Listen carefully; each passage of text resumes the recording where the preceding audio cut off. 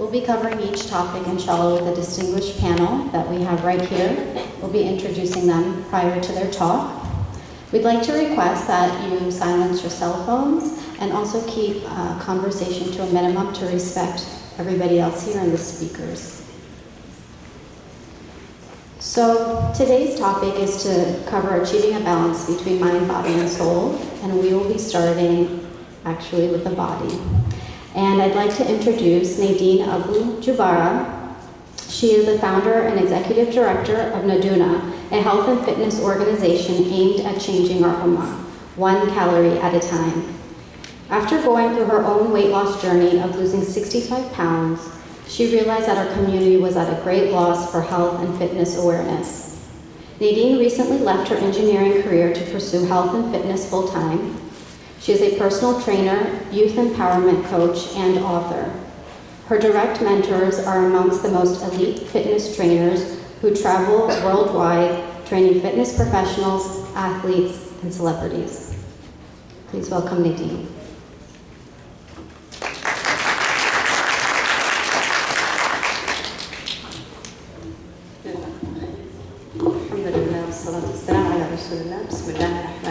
Assalamu alaikum wa rahmatullah. You guys sound a little tired. Who wants to do a bit of activity? I may be pushing the limits with this one, but I want everyone to stand up. Stand up. You don't have to participate, but if you want. Okay, everyone turn and face your right. So, or my right actually. Turn and face that way. No, I'm just kidding. Turn and face that way. All right, if you are sitting next to a sister, if you're a sister, and a brother, if you're a brother or your wife or a mahram to you, I want you to put your hands on the shoulders of the person in front of you. Only if they're halal to you, brothers, don't get any ideas. The matrimonial session's over there. All right, now I want you to move your fingers in circular motions on the shoulders of the person in front of you. Nice circular motions. Move the thumbs. Nice circular motions. Get in there, get those knots out. You guys have been sitting for a long time. Just get them out. Apply pressure. All right, now turn and face the other direction. And again, put your hands on the shoulders of the person in front of you and move your fingers in nice circular motions.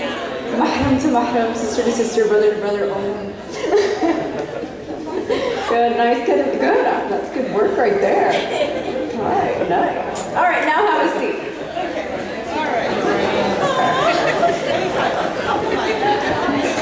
Okay, let's try this again. Assalamu alaikum wa rahmatullahi wa barakatuh. MashaAllah. Do you see what just happened? You took, what, 15, 20 seconds to take care of your body. Actually taking care of the body of the person in front of you, but, you know, taking turns. And I can see smiles on everyone's faces now. The energy in the room just got uplifted. We took, what, 20 seconds out of the day to do a little something for our body. And that's what I want to talk to you about. Doing a little something for your body amidst all the craziness of our lives and the hecticness of our lives. We all too often tend to throw ourselves under the bus and say, well, I don't have time for the gym, or I don't have time to cook something healthy. Just run through drive-thrus, skip the gym, and literally deteriorate our bodies. But subhanAllah, what happens when you actually take the time to take care of your body? It changes your life entirely. Whether you're looking for being a more productive person, whether you're looking to have a more productive salah, because a lot of people don't realize that with an unhealthy body, your salah is affected, right? So a hadith that I always mention, it's a hadith that most everyone has heard. Who's heard of the third, a third food, a third water, a third air? Raise your hand. I know everybody in this room has, right? Does anyone know how that hadith actually starts? The full hadith? No? All right, good. So the hadith actually starts where the Prophet Muhammad ﷺ says that there is no vessel worse than filling than the stomach. It is sufficient for the son of Adam to just eat a few morsels of food. And then subhanAllah, the Prophet Muhammad ﷺ says, but if he must fill it, then he fills it with a third food, a third air, a third water. So that's like the bare minimum. But subhanAllah, in this society we find ourselves more under another hadith that says that the believer eats in one stomach and the disbeliever eats in 7 stomachs. And subhanAllah, if you look at our portion sizes today, I mean, Cheesecake Factory, like, we went there the other day, it's like literally I'm eating that meal the rest of the week, right? You're eating that meal, you know, for so long, and it's served in front of you. And what happens when food's in front of us, guys?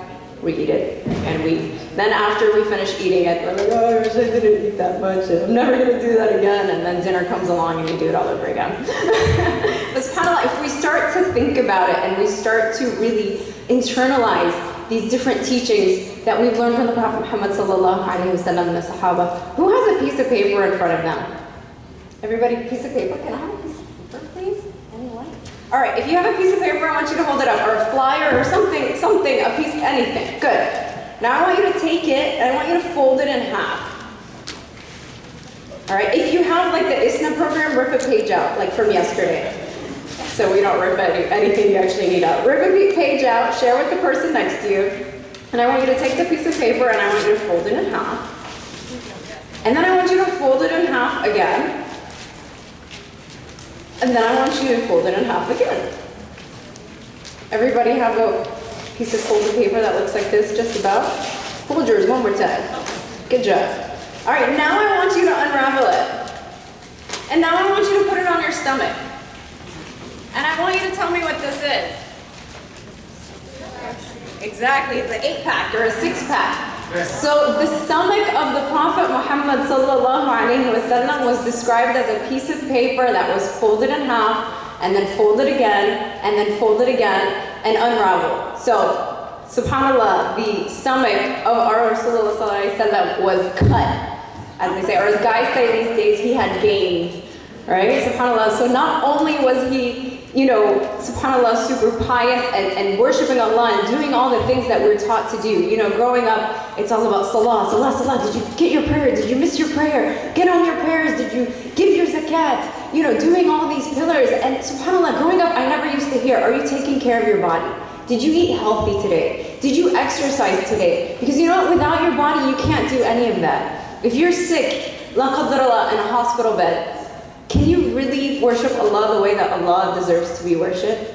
If you're suffering from a certain disease or ailment, and subhanAllah, of course, things come to us without our doing, things that qadr of Allah. But if it's something like, if I can give an example, diabetes, type 2 diabetes that is really running rampage through our communities, right? If that's something that we can actually prevent ourselves from having, and we're knowingly and consciously not working to fight against it or to prevent it, are we not doing a disservice to not only ourselves, but are we also not obeying Allah subhanahu wa ta'ala the way that He deserves to be treated? When you borrow, say, a pencil or a cute hijab or a kufi from someone, right? And you want to borrow it for the day, do you give it back to them disheveled, dirty, broken in half? Is that how you give it back to them when you borrow something from someone you love? Similarly, you got one body from Allah subhanahu wa ta'ala. He gave you one. You only get one. Everyone can agree with that, right? You get one. It's the only place you have to live. All right? You clean your house, right? You charge your phone. You change the oil in your car. You do all these maintenance things for everything else in your life. But you only have one body. You can get a new car if it breaks, get a new phone if it breaks. But you only have one. And that's the one Allah subhanahu wa ta'ala gave you. Allah gave it to you, not just a friend that you like. Allah subhanahu wa ta'ala gave you this body. How do you want to give it back to Him? When He takes our soul and we give Him back the body that we're just borrowing, it's not even ours. How do you want to give it back to Him? Do you want to give Him back, subhanAllah, a body that had an 8-pack or a 6-pack or was just fit or took the effort and the energy to at least say, Allah, I recognize that this body's from you and I'm going to do my best to take care of it. I know I have kids. I know I have work, I know I have a job, I know life is hard, but I'm gonna do what I can do to take care of my body. But unfortunately, the health and fitness industry has been hijacked by superficiality and this very negative perception of your body just being about looking good. Right? You go to the gym so you can look good. Guys, you go to the gym so you can have muscles so they can stick out from your shirt. Ladies, you just go to the gym because you're getting married or going to a wedding. And then after the wedding, it's like, okay, I'm done now. Or the infamous, oh, but you're married now. You don't have to work out anymore, Nadine. You're good. It's like, no. right? So subhanAllah, we have this very superficial, it's about the way you look. It's not about the way you feel. And we just have to change the mind. We're gonna go into the mind. We have to change the mindset that we approach it. And if you attach it to something higher, attach it to more than just a abaya ready body, right? Attach it more to something deeper. Attaching it to, you know what, I'm going to the gym right now, and I'm gonna get, inshallah, a bunch of reward from Allah subhanahu wa ta'ala. Just like you stand up to pray. Fajr, Dhuhr, Asr, Maghrib, Isha, that same priority. Would anyone here knowingly, like Dhuhr comes in right now, would you knowingly say, you know what, I'm not gonna pray Dhuhr right now. You're gonna walk by, they're gonna be praying, and you're just like, nah, I don't feel like praying Dhuhr right now. Would anyone really do that? You don't have to raise your hand, right? Would you do this? We're not trying to call anyone out here. Inshallah, everyone, does that, or Allah makes us one of those that do that, or don't do that. But similarly, what is it that we all too often say, I don't have time for the gym today. No, not happening. Next week, maybe. Next week rolls around. Nope, I don't have time today, right? Why is it that we don't put it on that same priority level? Where's the disconnect? Why is it that our bodies, that does everything else that we need to do in life? Without your body, like if you were laying sick in bed right now, could you do anything else? Could you be sitting here right now? Could you go to work? Could you go to school? Could you take care of your kids? Could you take care of your husband? Could you do any of that? No, right? So take care of the foundation, take care of the vehicle that you have that is taking you everywhere else, because if you don't take care of it, no one else will. And it will, things will happen. If you're so disconnected from your body, things are gonna start to happen. You're gonna start to lose energy. I get clients all the time, they're just like, I have no energy to do anything. SubhanAllah, when I tell them about the different foods they can start to incorporate, or different fitness regimens they start to incorporate, they just want a magic pill that's gonna make it all go away. And that's the society we live in, so we have to actively strive to fight against that. We have to realize that our lifestyles are not like the time of the Prophet Muhammad ﷺ. We're not riding on horses to get places we need to go. All right, we're sitting in our comfortable cars, going through our drive-thrus, and living life sitting down. We have to actively fight against that. Food, I don't even have to talk about that. Y'all know what it is. There's a restaurant on every corner serving the unhealthiest foods you can imagine. In Chicago, if you're from Chicago, I feel sorry for you, because the food here is crazy and it is good and those portions are huge, and you have to really be actively fighting against it. And an analogy I always like to give too is of course Shaitan wants to slow us down, right? He wants us to be lazy. He wants us to not go to the gym. So when you have that inner debate in your head, should I go to the gym today? Should I have this meal, or should I just have the fries and the burger that I wanted? That little debate in your head, I always say, imagine that's like the Shaitan in there, right? Trying to get you, and you want to actively fight against him. You want to fight against that negative voice inside of you pulling you away. And you want to connect it back to Allah subhanahu wa ta'ala, so that everything that you do, even if you get on the scale and you haven't lost the 5 pounds that you wanted to lose by now, even if, guys, you go to the gym and you haven't gotten the gains that you wanted by now, that at least you know that you've gained with Allah subhanahu wa ta'ala, that you have not lost anything with him, but only gained the hasanat and reward for at least trying to take care of your body. And inshallah, this can inspire you to at least do that. Whatever it is that you do in your own schedule, on your own time, connect it back to Allah subhanahu wa ta'ala, have that intention, and inshallah we can all be fit and healthy for the sake of Allah subhanahu wa ta'ala. Jazakumullah khair. Wassalamu alaikum wa rahmatullahi wa barakatuh.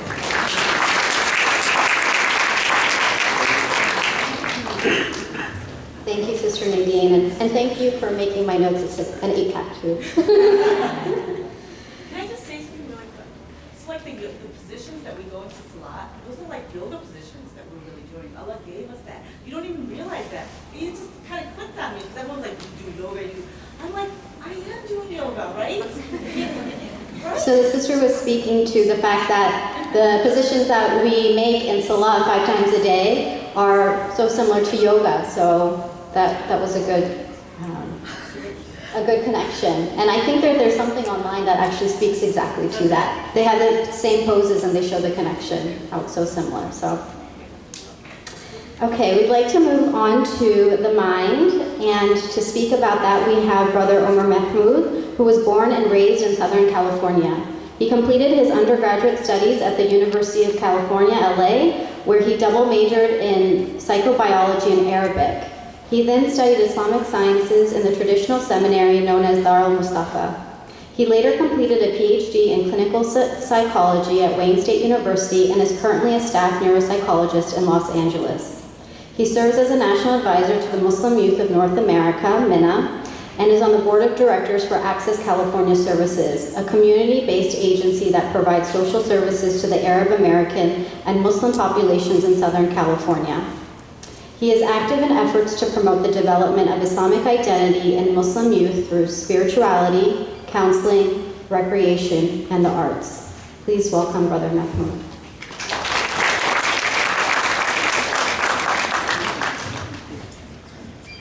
بسم الله الرحمن الرحيم والصلاة والسلام على سيدنا محمد وعلى آل سيدنا محمد. So I know we have it sort of split up where you have a speaker talk about the body, you have someone talk about the mind, and then our dear teacher, Sheikh Maghraoui, talk about the soul or the spirit. And one thing I want to emphasize though is that these things are not all compartmentalized. There's actually a huge level of interconnectedness between all of these spheres of who we are. And in many holistic, traditions, people that live in sort of a naturalistic environment, and indeed many parts of the Muslim world where, maybe they haven't, fractured their lives in such a way that is common in modern times, you'll find that people don't necessarily differentiate between these things. These things are all sort of part of who you are in all your different facets together. So my work as a psychologist, I deal a lot with people who have ailments mentally or emotionally. So that could mean some type of problem with the way that they look at the world and interpret the world around them, or just some mood disturbances, ways for some, feeling really, really sad or feeling really, really nervous or anxious. And these are things that are, commonly crop up. But what I find a lot when I'm working with different patients is that there's typically some other way in which this manifests in their life. And Sister Nadine, I was talking to you guys about, even what she was just saying about adhering to your regimen of a workout or a diet, a proper diet, and the fact that you might want to eat things that are not good for you. That there's such a mental component to that, because, and I'm sure Sister Nadine has experienced this too, but in the people that she's worked with, many times if you find someone who's eating unhealthily or living a very unhealthy physical life, and many times there's an underlying depression or some conflict in their life that has not been resolved, and that is driving some of their behaviors in the physical realm, even though there's a mental, emotional motivation behind it. Similarly, you can have someone in their spiritual life who is maybe not feeling that fulfillment that they wished to get, and that is resulting in other parts of their life kind of feeling a little bit lower than they should be, or not functioning where they should be. We know that religious people around the world, people who have an engagement in religiosity, a practice of their faith and an identity in their spiritual makeup of who they are, they tend to be happier people across cultures across the world. People who tend to have a spiritual tradition that they're involved with, a community that they interact with, and a spiritual core that they rely on, they tend to have happier lives. You tend to see less depression, less anxiety. In general, they're just more well-adjusted. You'll also find that people who engage in a lot of physical health behaviors, exercise, good diet, these type of things, proper self-care, these people also tend to be happier in their lives because they've eliminated some of those things that can influence you to feel bad at times. So our goal is really to kind of, when we're talking about the health of the mind and the body and the spirit, from my perspective, talking about your mental and emotional health is really an awareness of what are the things that are influencing the way that you feel. And this is a tradition, amongst Muslims, that you do this sort of muhasaba, that you kind of look at your life, you try to evaluate what are the actions and the behaviors and the thoughts you're having and how they're manifesting in your life, and you think about, why am I feeling this way today? Or what did I do that caused me to feel this way today? and try to link it to something, that is meaningful in some way. So your happiness, or your sadness, trying to figure out what are the factors that predict that or lead up to that. That is part of the way of looking at it as a holistic, equation. So, we have examples where the Prophet ﷺ would console or warn his companions about certain thoughts, patterns that they might get locked into, certain ways of thinking about the world. And even in a hadith Qudsi where Allah subhanahu wa ta'ala says, أَنَا عِنْدَ ظَنِّ عَبْدِي بِي فَلْيَظُنَّ بِمَا شَاءَ. It's a very cognitive, mental statement, a statement of God, where Allah says, I am to the servant whatever their opinion of me is. God will be to you whatever your opinion of Him is. So let Him think of me what He will, Allah says. So if you have a good opinion, husnul dhann, a good opinion of your Lord, that's a mental way in which you're choosing to look at the world. That's a frame that you're deciding how you want to interpret the things that happen in your life. So when God sends you something, it could be a test, it could be a blessing, it could be some type of, quirk in the road, some type of change in what you thought was your goal or your destiny. God sends you some message in your life. It's up to you to interpret what that means. And if you have a good opinion of your Lord, you truly believe that Allah has your best interest in mind, that the things that He's sending you are for some greater wisdom, that there's some meaning behind it. And even if it doesn't manifest in this life, it will make sense at some point in your life, or if not in the hereafter. That you have this undying good opinion of your Lord, that He didn't just create you out of, some type of vain act, but there was actually a purpose behind it, and there was an honor in your existence. So if that's what you believe, then you'll interpret the things in your life through that lens. But if you have a bad opinion of your Lord, if you think that God is always out to get you, or trying to punish you in ways, or wants you to lose or fail, then you're going to fulfill that prophecy in your mind. Everything in your life, you're going to see it through that lens. And you're going to, then those thoughts and those cognitions are going to affect the way that you feel, and that's going to affect maybe a lot of your behaviors too. So this is just a simple way to think about it, but the point that I'm highlighting, inshallah, is that we are beings that have many different things that define us. There are many different things that make up who we are. And it's not just these pieces, but they're all interlinked. And so when you think about your mental and emotional health, which in the Muslim community unfortunately is not talked about as much, and many people have a stigma in our community, and it's not just Muslim communities, but many communities around the world have a stigma against mental health. Because the thought is that, well, if you're sad or if you're anxious, then somehow you're weak. But this is actually just a standard human experience. You can also have a physical ailment. You can have a broken limb. You can have a disease in your body. You could get stressed one day and just have a muscle strain. Not that serious, but for a day it hurts. In the same way, your mental and emotional state can go through disease, it can go through injury, and sometimes it can go through strain, and it hurts for a couple days, and you have to cope with or adjust to some new stress in your life. And that applies to both situations. It's not as if we only believe in physical symptoms, but we don't believe in the mental or emotional symptoms.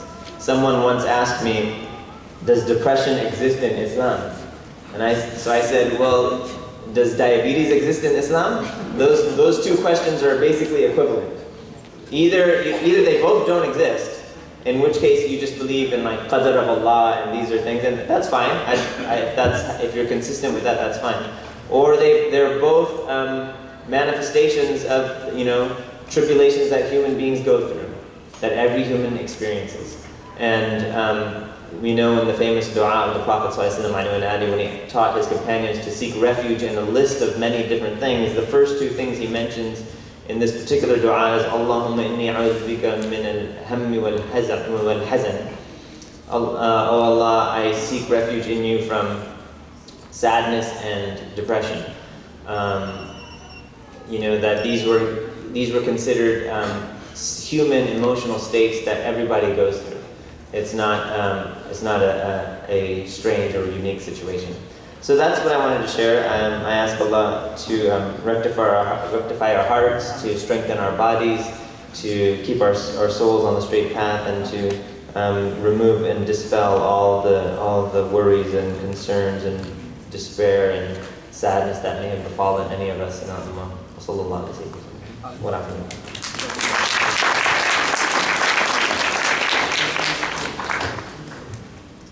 Thank you, Brother Omar, and especially for the reminder that Allah is as we think of Him. May we always think of Him in the best way. I'd now like to introduce Hannah El-Amin. She is a Chicago-based registered dietitian, nutritionist, and diabetes educator. For the past 14 years, she's been offering nutrition advice, always focusing on providing practical and effective solutions. She's also been featured as an expert on various national media outlets, including CBS News and Oprah Magazine. Currently, she enjoys balancing being a mother of two, with one on the way, mashallah, inshallah, with operating her nutrition consulting company, Nutrition That Fits. Nutrition That Fits has a team of dietitians offering local and remote nutrition counseling. Please welcome Sister Hannah.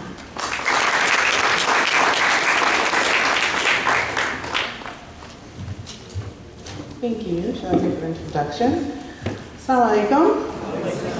So I have to start by saying I had a beautiful presentation prepared for you all today, and slides that I got up anxiously to add some things to at 5 a.m. this morning, and unfortunately couldn't get it hooked up. So I'm just going to try to wing it without the slides, and you just imagine that there's a beautiful presentation here in front of you, okay? So I was asked to talk today about the topic of healthy eating as it falls under the overarching topic of the session, which is nourishing the mind, body, and soul. When it comes to the topic of healthy eating, I would think there's an interesting paradox involved there. I'll tell you a little bit more about what I mean.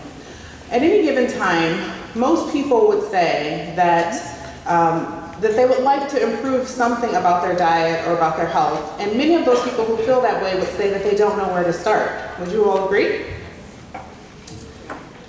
At the same time, I think the mic just... Can you all hear me? Yeah. We'll try to get it back on. I don't know, maybe. Yeah. So, like I was saying, at any given time, many people feel that they would like to improve something about their diet, but they feel like they don't know where to start. But you pair that with the fact that we are surrounded with and almost inundated with information about healthy eating everywhere we go. It's on your Facebook page, it's in your email inbox. Even if you're just checking out at the grocery store and not looking for health information or information about dieting, you turn to your left and there's a magazine cover promising you a diet that can transform your life in the next 30 days, right? Information is everywhere. And not only are we surrounded by information, but studies show that we're also investing a lot of our money and time in this effort of eating healthier. Estimates say that we spend anywhere from 30 to 40 billion, not million, 30 to 40 billion dollars a year in our quest to eat healthier. But at the same time, you pair that with the fact that the United States, our obesity rate in the United States is 66%. Does anyone want to guess what the international rate of obesity is? Any guesses? 20%. 20%. A little bit higher, it's 37. And when you look at children, and this is the saddest part, the obesity rate of children in the United States is more than double the international rate. We're at 29%, and the international rate of obesity is 14%. So here we have ourselves, again, surrounded by information about healthy eating. We're spending billions of dollars in our efforts to eat healthier, but we have these statistics that show that we're doing something wrong. So what gives? What are we doing wrong? If you would ask me, I think the answer to that question, based on my years of experience in working with clients, I think it's very simple. I think we're focusing on the wrong thing. And when I say the wrong thing, what do I mean? I think we're focusing just on the food. And I know that sounds really strange for a dietitian and nutritionist to complain about the fact that we're focusing on the food, right? So you might think, well, what's wrong with focusing on the food? Nothing. I mean, focusing on the food is important. In the past 14 years of doing this work, I would say 70% of the time, that's what I'm discussing, is the food and what the person is putting on their plate. But what about the person who's sitting at the table?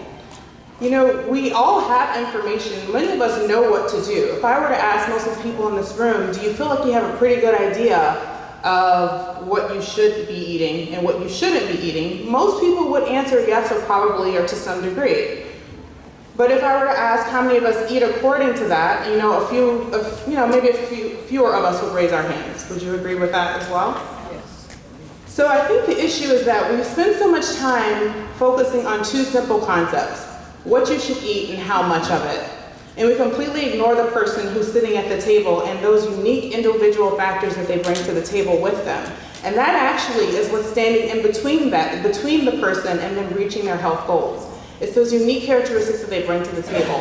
What if the person has a really hectic schedule and just finds it really hard to incorporate some changes that they know that they should make? What if the person uses food to cope with emotions? They use it to cope with sadness, loneliness. Other scenarios include people who feel like they're always hungry and they never quite get full and they don't know why. They feel like no matter how much I eat, I'm never full. And these are not hypothetical scenarios. These are real life scenarios that I see people, you know, talk to me about time and time again, sometimes with tears in their eyes because they're putting in so much effort and they don't know what they're doing wrong. So this is why when I say I spend 70% of the time talking about the food, I would say that other 30%, it's really important to get a real clear understanding of that person in front of you and what really stands between them and their desire to achieve a healthier lifestyle.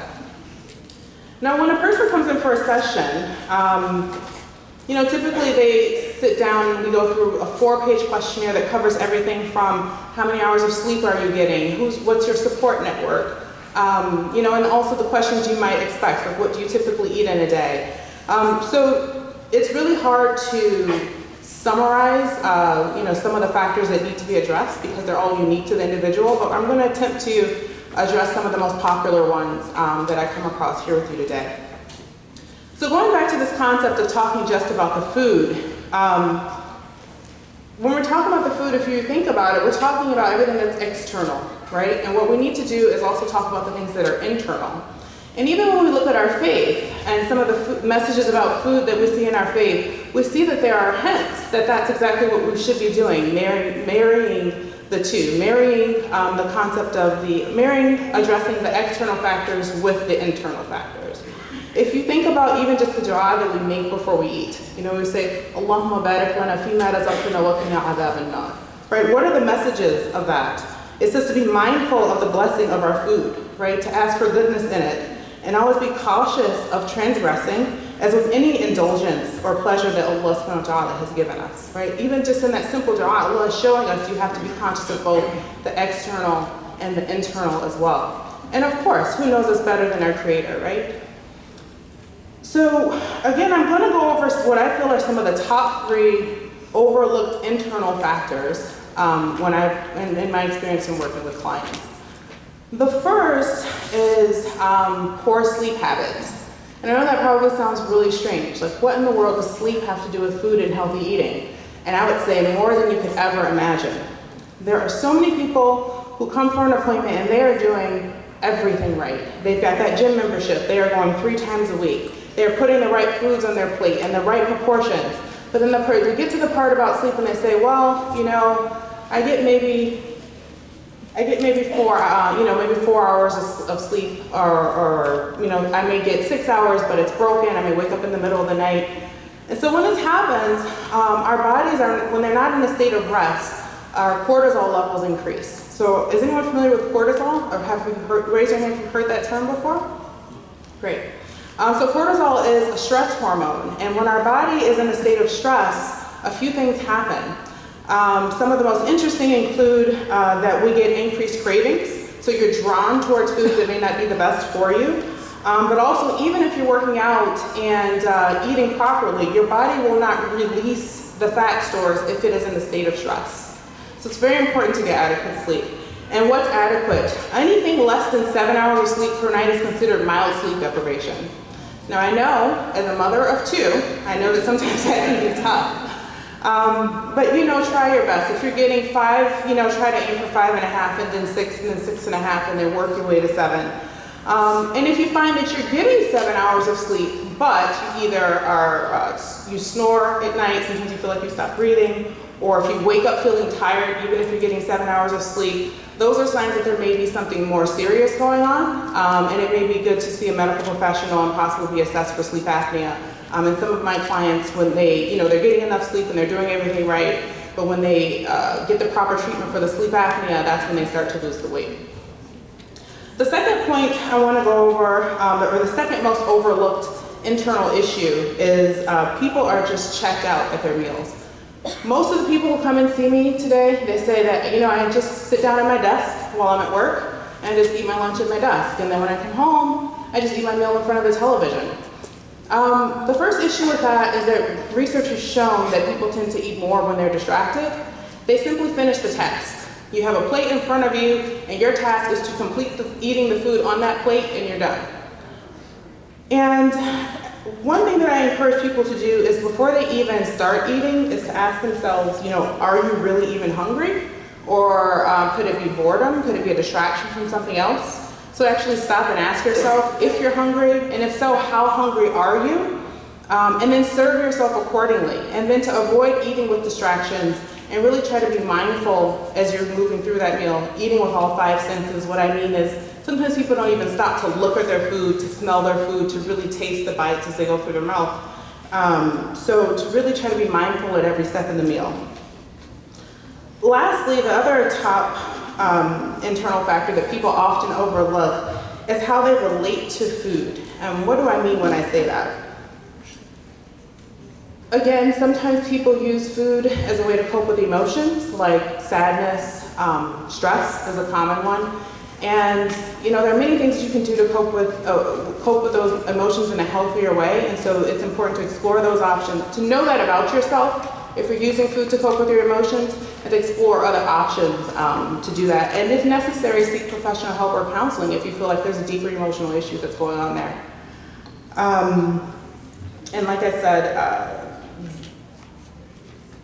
actually I didn't say this, but I want to add that it's also important to have a positive self-image and to use positive self-talk. What I mean by that is so many people who are trying to improve their health, their motivation is that they want to make themselves better. They may feel bad about themselves, be down on themselves, they look in the mirror and they're critical. And this is probably one of the worst things that you can do in terms of motivating yourself. We just don't work that way. Human beings work better with positive motivation, that you want to work out or you want to eat better so that you can feel better because you love and appreciate the body that Allah has given you, like Nadine said, and you want to take care of it. And be careful of the words that you use when you're addressing yourself, even just kind of in your own mental space. So again, this is just meant to be a general introduction to the concept of balancing internal and external factors. This is something that takes time. When I work with people on these things, it takes, sometimes months to work on some of these things. But just take the time to try to think about it if you feel that these are things that are relevant to you. And also know the importance of seeking both personal and professional support if needed. Lastly, as I close, I know we're not having a question and answer session today, which is always my favorite part. So as a result, there is a little paper that's on a chair outside, and that paper does offer a free mini consultation to everyone who attended the session if you have any follow-up questions, as well as access to some of the notes from today and some additional resources if this is something you want to explore. Thank you.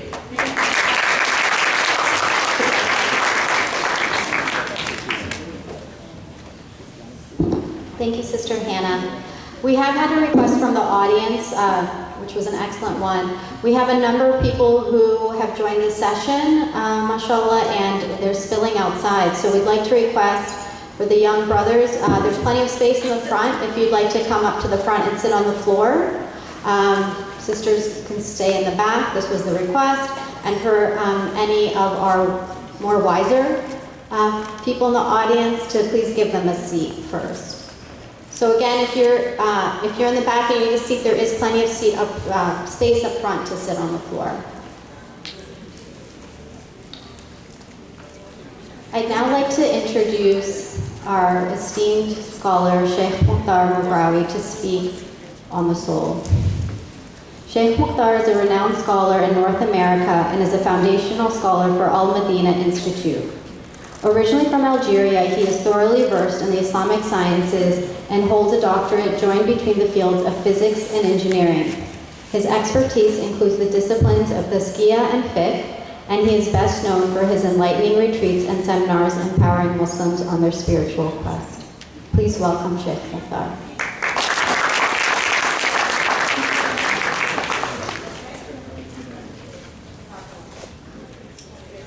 السلام عليكم ورحمة الله تعالى وبركاته. بسم الله والحمد لله والصلاة والسلام على رسول الله وآله وصحبه ومن والاه. اللهم افتح مسامع قلوبنا بذكرك. Ya Allah, please open the hearing channels of our hearts to the words that help us to remember you.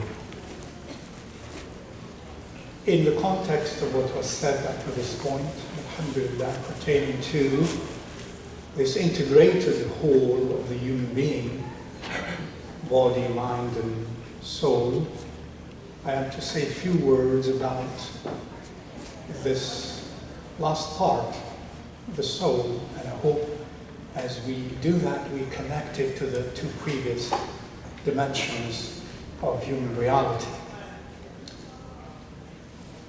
Rasulullah sallallahu alaihi wasallam one time, when he used to fast, and sometimes used to fast consecutive days uninterruptedly without eating in between, without iftar, without suhoor, and that's hadith sahih, every student of knowledge knows that. Many companions wanted to do like him, sallallahu alayhi wa sallam. They wanted to fast consecutive days without interruption, without iftar, without suhoor.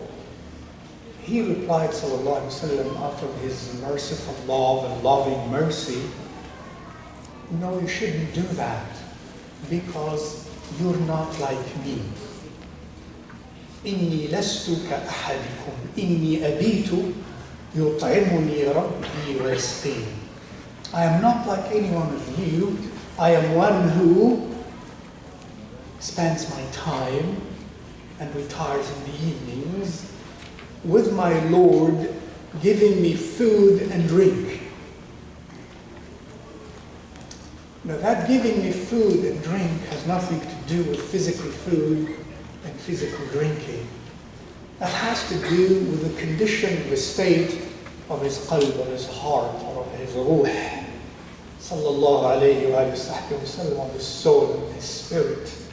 That he's in a dimension, in a condition where his awareness of Allah subhanahu wa ta'ala and that spiritual, which we call spiritual connectedness to Allah Azza wa Jal, that awareness of the world, of the beyond 3 or 4 dimensions as we know them, in that dimension where he is, sallallahu alayhi wa sallam, that compensates for any food he needs, for any drink he needs. The state of his ruh, the level at which he is, the condition in which he is, makes him as though he ate and he drank, nay, greater than that, because of that spiritual connectedness and that spiritual awareness and the spiritual reality in which he is spiritual, as the word spirit implies, rawhani or ruh implies, that is this relationship we have internally to the world that is not usually experienced, even psychologically. second example. He taught us, sallallahu alayhi wa sallam, when we look at a mirror, and part of people's interest in their bodies is to look at a mirror. Who does not look at a mirror? Raise your hands. Good, you're all saying the truth. And when we look at a mirror, sallallahu alayhi wa sallam taught us to say something which is very significant in this context. He says, sallallahu alayhi wa sallam, you make this dua, you say this dua, Allahumma anta hassanta khalqi, fahassin khulqi, waharrim wajhi al-nar, etc. This is it. When we look at a mirror, he teaches us to say, oh Allah, you made my khalq, that is my external image, beautiful. When you look at a mirror, whoever you are physically, he tells you to say, Hassanta khulqi, oh Allah, you made me beautiful. It is externally. And then you make a prayer, فَحَسِّنْ خُلُقِي. Now, when I look at a mirror, the prayer is not, oh Allah, I don't like this way and that way, and please rectify this side or that side, or refine it here or there. He says, subhanAllah, when you look at a mirror, be grateful to Allah. You are beautiful the way you are, externally. But implore Allah for internal beauty. فَحَسِّنْ خُلُقِي. Ya Allah, make my khuluq is my inner image, the inner characteristics that identify my true personality. Make that beautiful. Subhanallah. We as human beings, what identifies our real humanity is not our physical nature. And I'm saying this all in the context of what was said. Again, the body is of a horse we ride, and we need the horse to ride. In that context, our humanity is identified by our ruh, not by our body. And therefore, we must not look at our bodies as we look at our souls. It is not 50-50%. The balance is not 50-50%. The balance is with a different factor for each dimension of our human reality. The ruh takes a greater factor than the body. Allah subhanahu wa ta'ala, as you know, He tells us about our human identity that the angels and the inhabitants of the malakut, of the higher dimensions, were ordered to lay themselves prostrate to the human being only and only after the soul was breathed in the body. فَإِذَا سَوَّيْتُهُ وَنَفَخْتُ فِيهِ مِنْ رُوحِي فَقَعُوا لَهُ سَاجِدِينَ فَسَجَدَ الْمَلَائِكَةُ كُلُّهُمْ أَجْمَعُونَ إِلَّا إِبْلِيسَ. Allah says, first of all, that He said to the angels that He's going to create a human being. إِنِّي خَالِقٌ بَشَرًا مِّن صَلْصَالٍ مِّن حَمَإٍ مَسْنُونٍ. Salsal, clinging clay, the origin of which is stinking mud. مِّن حَمَإٍ مَسْنُونٍ. That's the body. فَإِذَا سَوَّيْتُهُ, when I finish fashioning it and breathe into it, and breathed into it of my ruh, then lay yourselves prostrate. Allah Azza wa Jal honored us human beings by the ruh.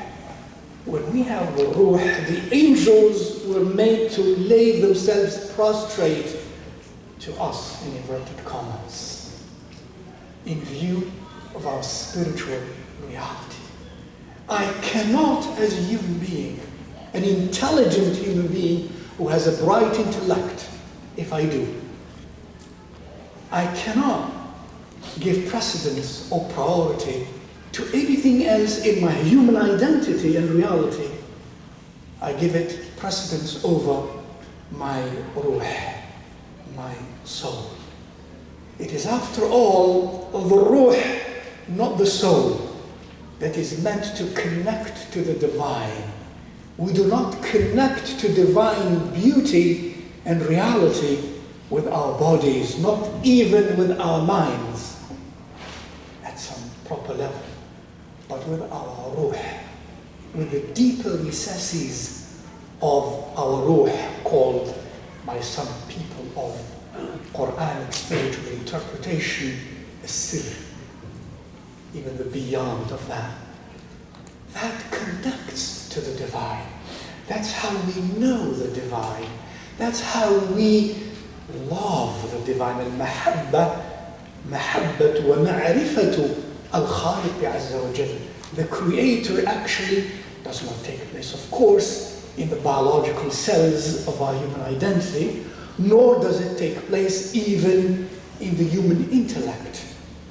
It takes place in the human soul and ruh. My ruh has hubb for Allah azza wa jal. My ruh has that special ma'rifah of Allah azza wa jal. And if I deprive my ruh, my qalb, from that, I am strangulating it. And if I feed my ruh the nutrition it is not consistent with its nature, then it will be strangulated, it will suffocate. And oftentimes, as was presented earlier, we focus so much on body. We focus so much, even in my opinion, nowadays in view of technology and science, we focus so much on what we call mind, and we interpret mind the way we interpret it. And actually, the ruh, the essence of human reality, is always generally relegated to the lesser position and the lesser level. Our happiness is in our ruh, as it connects to the divine, my dear brothers and sisters, and therefore a lot of dua, a lot of dhikr, a lot of quietude, a lot of khalwa, a lot of dhikr asma'ullahi wa sifatih, a lot of fasting, a lot of forgiving, a lot of opposing of the nafs, of the drives of the nafs, which is harder than we think. When we don't eat and we fast, we're learning to oppose our nafs in greater issues, in greater matters that are very essential for the pursuit of true noble freedom and the pursuit of true noble happiness in this dunya and in akhirah. Assalamu alaikum wa rahmatullahi wa barakatuh.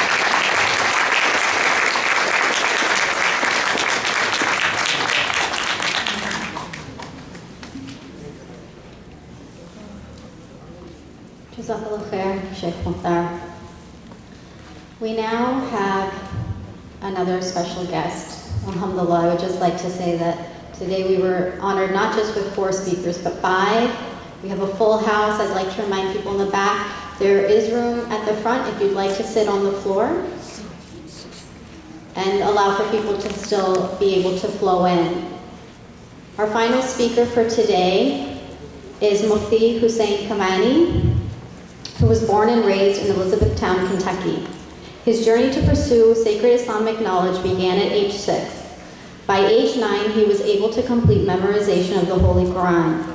To further advance his study of Islamic sciences, he later traveled to the UK and pursued formal Islamic authorizations, ijazas.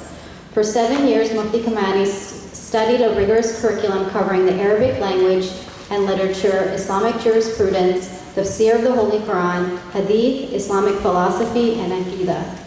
Afterwards, he was selected for a postgraduate level course in Islamic law and legal verdicts, which he completed within 2 years.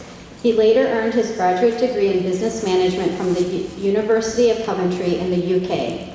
Mufti Kamani currently resides in Chicago with his family, where he has served as an Imam for 6 years. He also serves as an instructor for the Qalam Institute, where his class, Prophetic Code, has been studied by thousands. By the grace of Allah, he is the co-founder of Kamani Online, an internationally recognized clothing brand for men's designer wear. During his pastime, he also enjoys jiu-jitsu. Please welcome Mufti Kamani.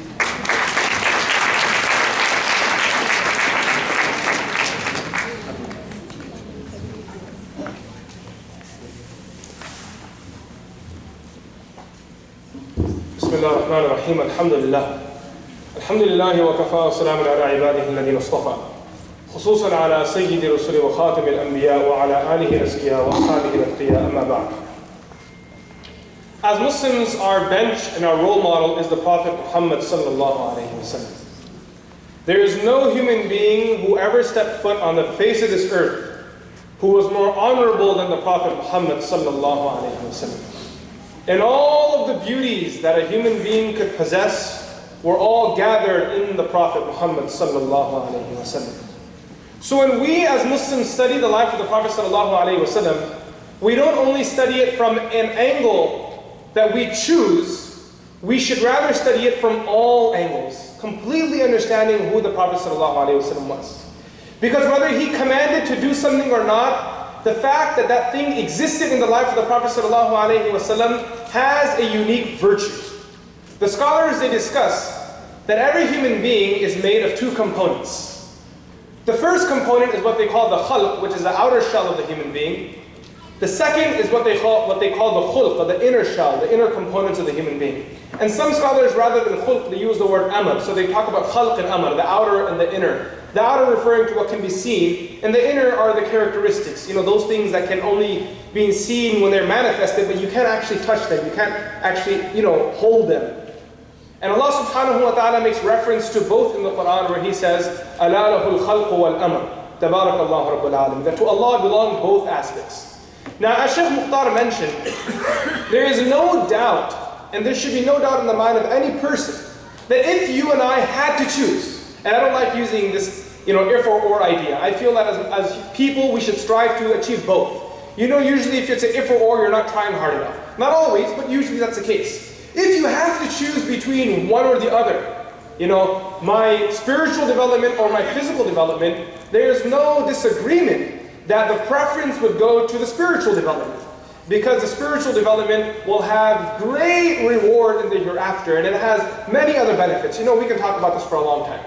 But however, commonly, because of this if or scenario, we end up ignoring the importance of physical development. It's very easily brushed underneath the rug. People fail to understand that proper physical development is actually a part of our deen. The Prophet ﷺ, in many narrations, he encouraged the companions to look after themselves. So for example, the Prophet ﷺ told the companions, the worst vessel you can fill in your body is the stomach. The worst vessel. And then he said, if you must eat, then suffice on a few morsels to keep your back straight, to keep your spine straight. A few morsels. And then after that, the Prophet ﷺ said, and if you must eat more than that, then learn 1/3 for food, 1/3 for air, 1/3 for water. Generally, when we quote this narration, we jump to the last part, we don't quote the first two parts of the hadith. Where the Prophet ﷺ is first of all saying, the worst vessel, a few bites, 1/3, 1/3, 1/3. Now, are there exclusions to this 1/3, 1/3, 1/3? Scholars say that if you're invited to someone's home, that there's an exclusion to this because out of honor for the host and the effort they put into preparing the meal, you should eat until whatever is suitable for you. There's an incident that one student told a sheikh, he said, "Sheikh, is the exclusion only for the guest?" He said, "Well, in my opinion, it's only for the guest." He said, "Well, from here onwards, one day my wife will be my guest, the other day I'll be her guest." Non-stop exclusion. Eat away till you knock yourself out. Now, this is something the Prophet ﷺ addresses. When we talk about a healthy body, the first thing the Prophet ﷺ addresses, and you can find this through many authentic collections and many authentic narrations you can find, the Prophet is addressing the importance of proper portion control, eating the right amount. Even when the Prophet ﷺ was eating, his blessed habit was not to eat with 5 fingers, rather he would eat with 3 fingers, to make those morsels smaller. Have you noticed that in the past decade, or past 2 decades at least, you know, the portions have increased in everything. Plates have gone wider, bowls have gone deeper, spoons have gone longer, cups have gone taller. Now the spoons have the spoons go deeper inside. You know, when you go to when you go to Chipotle, you're not happy with the spoon they're giving you. It's too small for you now. Look how small it is. People are complaining about portion size. We're eating more and more. I recall reading the hadith of Prophet ﷺ, the companions, they described his drinking, that he would finish his vessel with 3 sips and say Bismillah at the beginning and Alhamdulillah at the end. Right? Famous narration. One thing I found very interesting about this, and I found this in a commentary of hadith as well, where the scholars, they say one of the most interesting things about this narration is you learn the volume of the cup of the Prophet ﷺ. How much he drank. How big was his actual cup? That it was big so that he can finish off the contents therein within 3 sips. So the Prophet ﷺ is showing us that you cut down your portions. This is a very important thing. And you have to realize that by staying active and healthy, it actually connects back to the full circle, which is making you spiritually healthy. You know, in Arabic they have a proverb, they say, قَلْبٌ سَلِيمٌ فِي جِسْمٍ سَلِيمٌ. Having a sound heart. A qalbun salim, a sound heart, exists in a sound body. Umar radiallahu anh saw a man with a huge belly. He said, مَا هَذَا يَا رَجُلُ? What is this old man? You know, in our communities, a sign of piety is a huge belly. Right? That's what people assume. And Umar radiallahu anh is astonished. He says to this man, what is this? He said, هَذَا rahmatullah. This is the mercy of Allah subhanahu wa ta'ala. And Umar radiallahu anh rebuked him and corrected him and said, بَلْ هَذَا عَذَابُ اللَّهِ. This is the punishment of Allah. This is the mercy of Allah subhanahu wa ta'ala. The man got offended. Umar radiallahu anh said, well, the reason why this is the punishment of Allah is because when you eat so much, you become obsessed with food. When you wake up in the morning, you don't ask your wife how she's doing. You ask when you come downstairs, what's for breakfast? After a long day of working, when you come back home, rather than asking how are you doing, how are the kids doing, what's for dinner? What did you pack me? What did you pack for lunch for me? You know, it's just an ongoing cycle of food and food and food. And it's this greed that Allah addresses in the Quran. Kulu washrabu wa la tusrifu. Eat, drink, but don't be excessive. So one of the big challenges is that if you learn to control your greed, it'll open up doors of spirituality that will amaze you. That's what Allah says, كُتِبَ عَلَيْكُمُ الصِّيَامُ كَمَا كُتِبَ عَلَى الَّذِينَ مِنْ قَبْلِكُمْ لَعَلَّكُمْ تَتَّقُونَ. That you will gain spirituality through fasting. And I understand fasting has different degrees and different levels, but even the bare minimum of fasting will resort in some sort of piety. And the bare minimum of fasting is refraining from eating, drinking, and intimacy, controlling your greed, controlling your desires. That'll go a very long way. The Prophet ﷺ, when described by the companions, was a very healthy person. سواء الصدر والبطن بعيد ما بين المنكبين وأعلى الصدر. His chest and stomach were in line at the age of 63, that is. You know, when you and I think of a 63-year-old man, we're thinking of someone who uses his belly as an armrest to put his arm between the sips of chai, right? That's what we're thinking of. And here the Prophet ﷺ, سواء الصدر والبطن بعيد ما بين المنكبين. His shoulders were very broad, a very healthy person. And you have to realize that this will help you everywhere. Being healthy will help you everywhere. Not only will it help you feel confident as a person, it'll give you the energy to worship Allah subhanahu wa ta'ala. It'll give you the energy to get out and go do good. And more than that, I think one of the greatest benefits that is easily undermined is that it'll make your family life much more healthier. And I'm talking now to the people that are married. You know, many marriages are miserable because of this. The husband is too intimidated to tell his wife, and the wife is too intimidated to tell her husband that it's time now that you sign up for Lifetime Fitness. Imagine telling your spouse, LA Fitness, takbir! Your wife would grab the mic and say, Allahu Akbar. Right? Or the husband would. I don't want to be misogynist here. It goes both ways. People are afraid to tell their spouse. And the truth is that beauty has an impact. The Prophet ﷺ was asked by one of the companions, the Prophet ﷺ was asked, who was the best of women? And he ﷺ said, one that when you look at your spouse, you smile at them. You know, this goes for the men too. That beauty should always be there. There should always be a constant attraction there. This in itself would heal many of the wounds that exist within our families, within our communities. So there's so much to discuss. The panelists before me added much more value than I probably did in the past few minutes, but these are some thoughts and some very important thoughts that we should reflect on. The importance of being healthy, the importance of looking after ourselves. Obsession with anything is never good, and that's not what we're advocating here. We're talking about living a balanced life, you know, having a healthy mind, having a healthy soul, and having a healthy body. Wa sallallahu ala sayyidina Muhammad. Assalamu alaikum.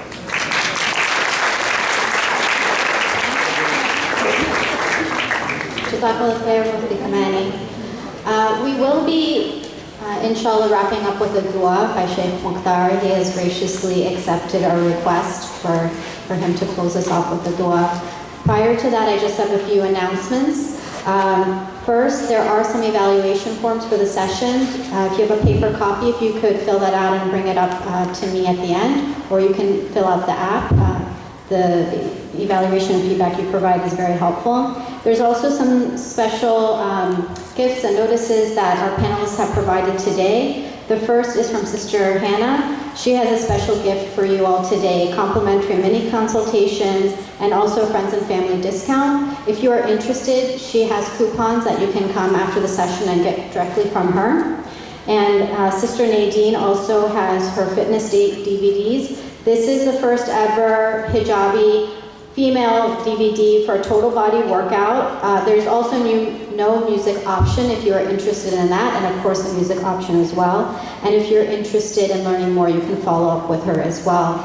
We would like to thank you for coming today and being very patient. We do realize we went a bit over time, but we wanted to give a chance to the 5 wonderful speakers that we were blessed to have today. And with that, I'd like to turn it over to Sheikh Mokhtar for a dua.